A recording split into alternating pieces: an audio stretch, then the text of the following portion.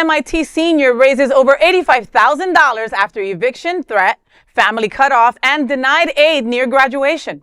A transgender senior at the Massachusetts Institute of Technology has raised more than $85,000 in just 3 days after being ordered to leave campus housing weeks before graduation. The student, identified as Matthew N. to protect his privacy, lost family financial support after coming out. Because MIT calculates aid using parental income, Matthew did not qualify for institutional assistance. Appeals for independent status were denied, despite documentation from medical professionals and an LGBTQ+ support organization. Without full registration due to unpaid balances, Matthew could not enroll in classes, receive grades, or be paid for campus jobs.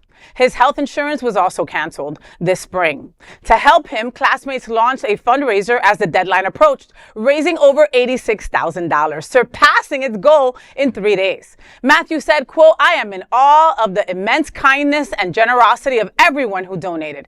I am incredibly excited to graduate," end quote. Advocates say the case highlights gaps in financial aid systems, which often assume parental support, leaving many queer students, especially transgender students, at greater financial risk. Look, now this is what community is about. You know, when systems fail, your friends and people who support you are going to rally around you and raise the money and make sure that you graduate. Education is everything. They want us stupid. Do you understand? They want us ridiculously stupid. And when it comes to the transgender community, even more so. You know, I am a queer girl that has always had a standing, not great relationship with my mom. She would not give me her tax returns for me to go to college.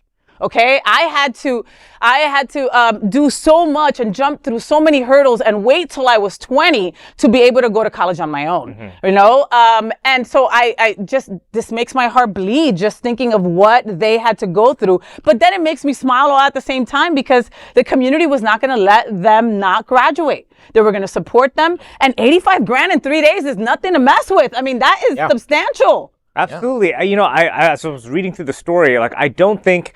At first glance, I thought it was something discriminatory against trans people, but I don't think that's what it was with MIT. They're not discriminating about trans. They're just saying that because your parents decided to pull their funding, and maybe there was a deadline issue that